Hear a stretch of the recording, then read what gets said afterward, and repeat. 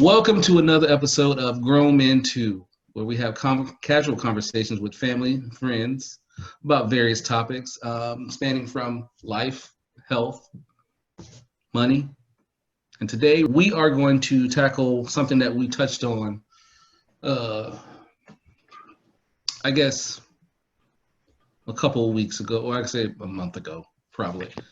And we're going to expand on that. And it's about mental health. Now, I know mental health is not the funnest topic, but we're going to delve into it because it's an important topic, especially with everything continuing to go on in 2020. And then the Black Panther died, and now, we're facing election. We don't know what that's going to look like. We got a lot of Trump supporters. We got a lot of Biden supporters.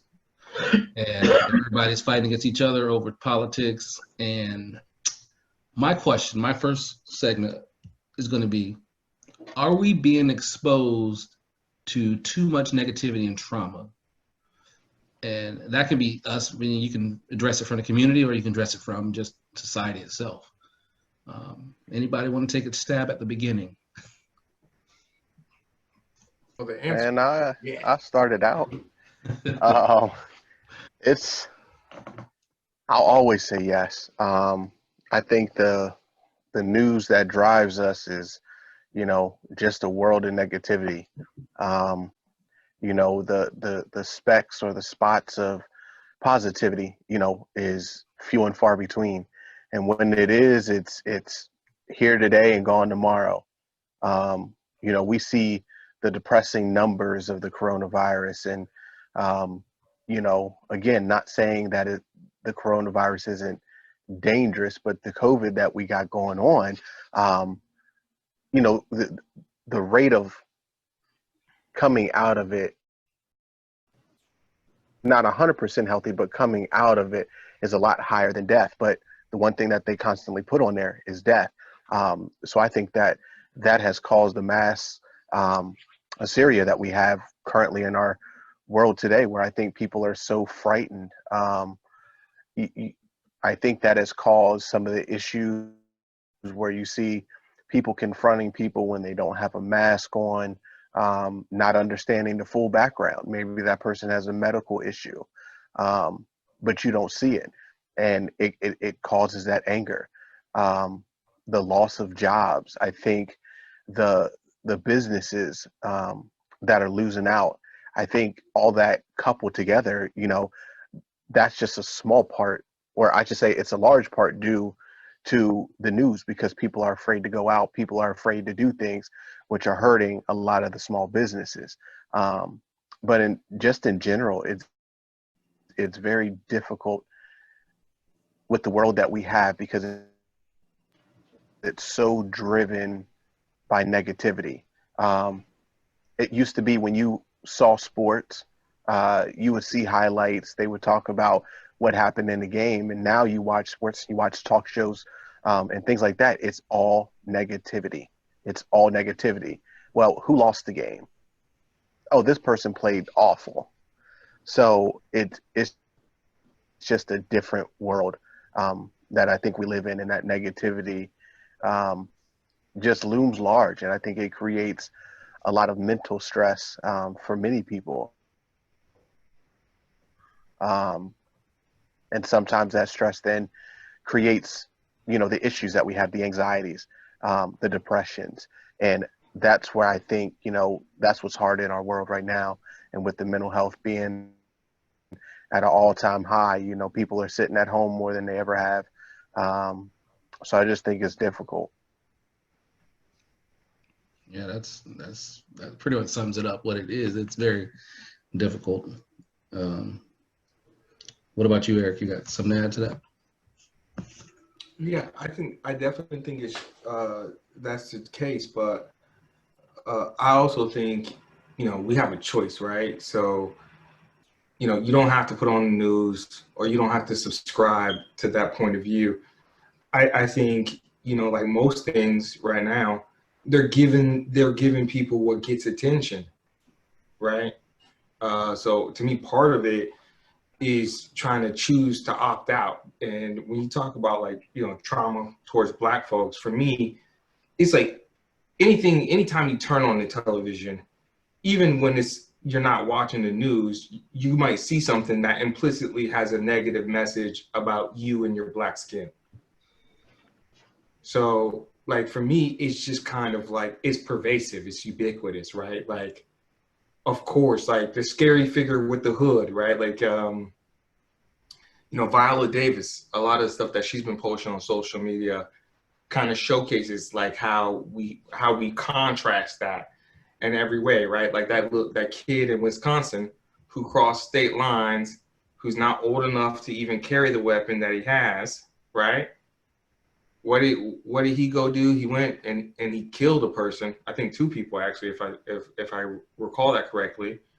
And when they put images of a guy who verified he killed people, he had an illegal weapon that he had no business, and he's not even from the area. He was protecting a business that he was not associated with, right? When you see images of him, you see images of him doing wholesome things, like he's cleaning graffiti, right? Like this guy's a murderer, right? But when you would see images of like Trayvon, it's like he had weed in his system. He was high, right? Like, so to me, it's not even really, yeah, I guess you can put on the media, but I think for me, a big part of it is our choice to tune in and accept the narrative. Yeah. You know? And then unfortunately, you know, because negative stuff does get your attention, right? It's kind of like you can get looped into that cycle. So like for me, it's just like at some point, like I try to stay informed, but I understand like when I read stuff, when I watch stuff, I understand that most of the people who are writing it are not writing it from my perspective, my viewpoint. You know, you don't have people writing stories and sharing news who knows what it's like to every day get up, and all you have to do is search. If you want to find an image or a story of a Black person just being Black and then getting killed, I mean, you could probably find one every single day if you just looked, right? So they don't know what that experience is like. So for me, I feel like we got to do a little bit of work to kind of shield ourselves and protect ourselves. I'm not saying be ignorant, but yeah, you got to, because everything is going to say something negative about Black and brown skin right now. And it is worse because of the, I think the election for sure. Babe, you got anything? Yeah, the main thing I got with that is, to me, is the media just likes to play off of fear and create that panic in people, because people don't like to think. People are naturally lazy, and so they want to be told what to do. Like when someone's like, oh, where is this? They just want you to tell them instead of you trying to get them to get to the answer. That's my manager speak coming out there a little bit. But to me, the thing of it is like, I know a lot of mental health. Like I know there's situations where you're born with things and you know, that's out of your control. But with mental health as right now, to me, with COVID, I feel like that's a choice, that you're making a choice to be in a negative place and pay attention to those negative things. Maybe something did happen to you. Maybe you did lose your job, or, you know, got furloughed, and or you're not making as much money as you did. So maybe something did happen to you. That's life to me. And it's all about the choices that you make afterwards. So if something happened to you, what is your next step? What's your next course of action to get better, instead of being down about it and letting your mental health get worse? Like I said, I'm talking about, to me, more COVID situation. Like I talked to this guy at work. So I do check-ins at my job with everybody every month, and I ask them specific questions when we're doing check-ins and stuff. And this guy, he's specifically a really good worker, but you could just tell, you know, over the last like week and a half, he was just off. Like he was missing stuff he didn't normally miss. And it's like, yo, what's going on? So when we finally talked to him, he was dealing with a couple personal things. Some family members were sick and things like that. So he was dealing with that. And then, he talked about that he literally looks at he lives with family. So the bedroom is kind of his domain. So he literally works in his bedroom, sleeps in his bedroom, eats in his bedroom, plays his video game in his bedroom, everything in his bedroom. And so to me, that's a choice. And that brought him down because he wasn't even getting out of the house. Like it's been forever since he left the house. And so to me, with the mental illness, like during this time, that's a choice. He made that choice to sit in his room and either play video games, work, or sleep. So that was a choice of his, and that affected him in a negative way. Just like the media affecting people sometimes in a negative way with the fear and all that stuff that they put out. So to me, a lot of that stuff right now is a choice. So I just hope that people decide to get themselves better during this time. What can you do to better yourself during this time? Because people don't realize it, but man, this is a prime opportunity to get yourself some growth. It really is. Yeah. I've been saying that I said that. I know I talked to Dante about that. COVID has allowed a lot of people with dreams to pursue them easier. Also just open up some different kind of doors, different style doors. It may not have been the same ones you thought would be the way to go about things, but it also opened up how you pursue your goals and stuff like that. With that being said, we can sit here and blame media and all that kind of stuff, but like I said before, we consume so much because we choose to consume it. We make a decision to consume what we want. On the flip side, though, Facebook, Twitter, and all those kind of things are so embedded in our lives now that they become normal. It's like back in the day, my grandma will always want to watch the news at 11. That was her thing. They didn't have another way to get the news other than somebody telling them something. So the news at 11 was it. And every time I was there when she watched the news, the first thing she would say is, "Ooh, there's always something going on in the world. It's always something bad." And I'm just thinking, because that's what they're telling you. If they don't tell you that, but also we hold on to those things. They can put 1,000 stories that are good on, and we hear one story that's bad, and all we do is going to hold on to that bad story, because that bad story, like anything bad, just keeps growing in your mind, and this topic was important to me. I turned last Monday, and seeing Chadwick Boseman pass from colon cancer at 43 made me realize that could be me.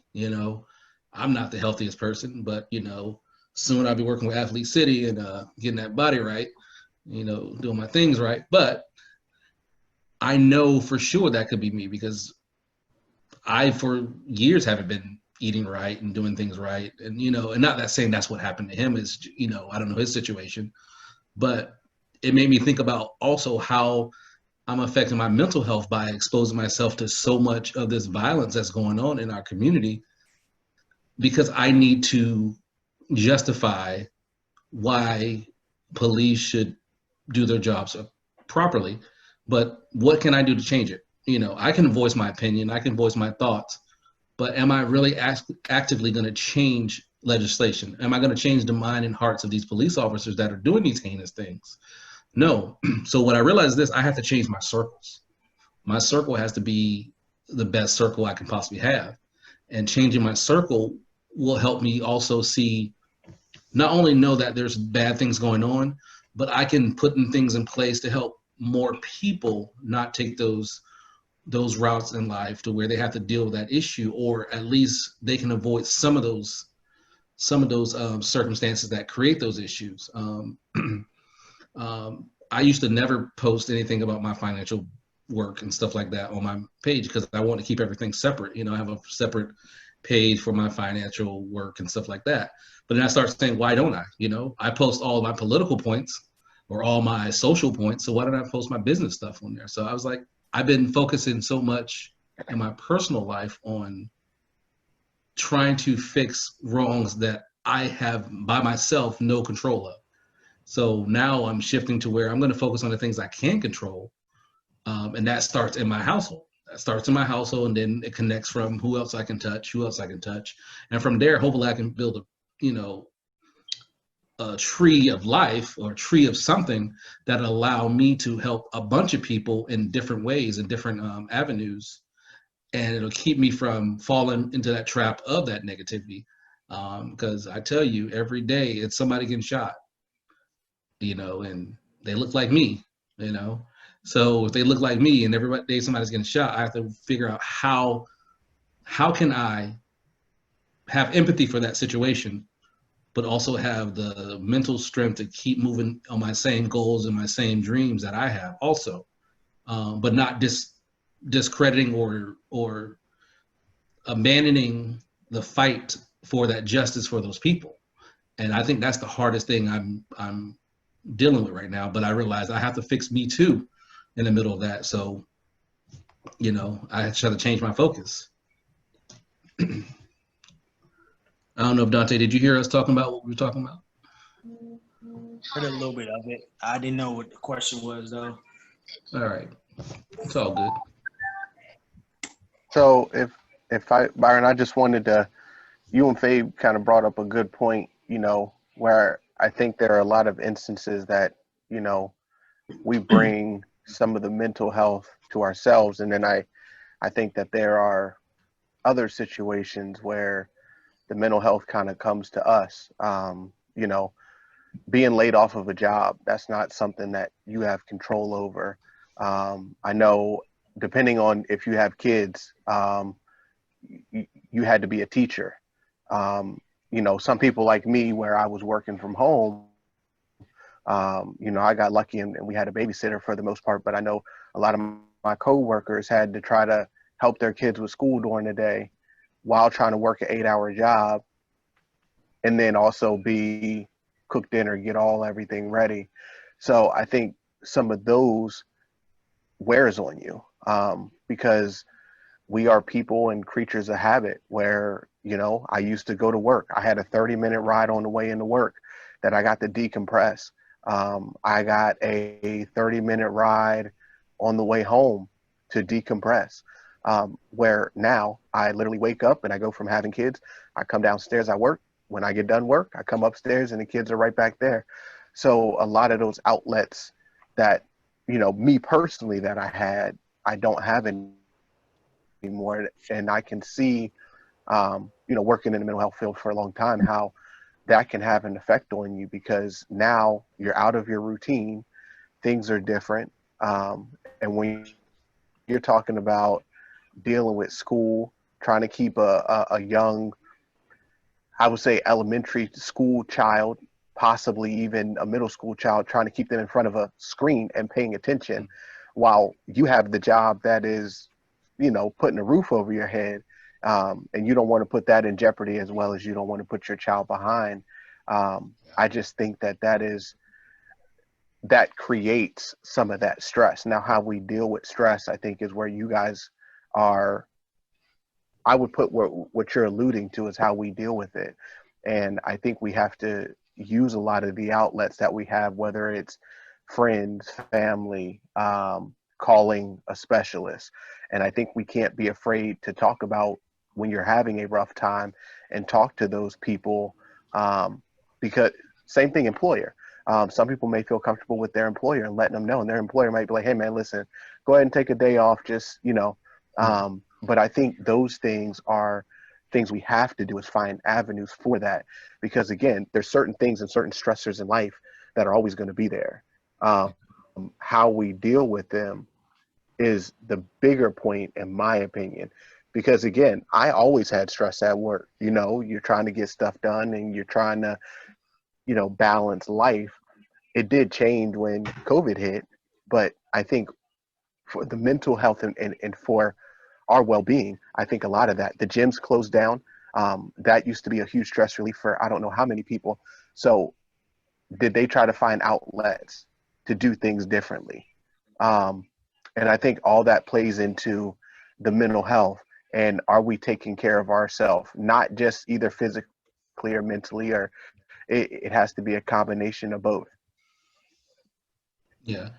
And I think that kind of goes into our next part, unless somebody else want to add on to that. Our next part of that conversation is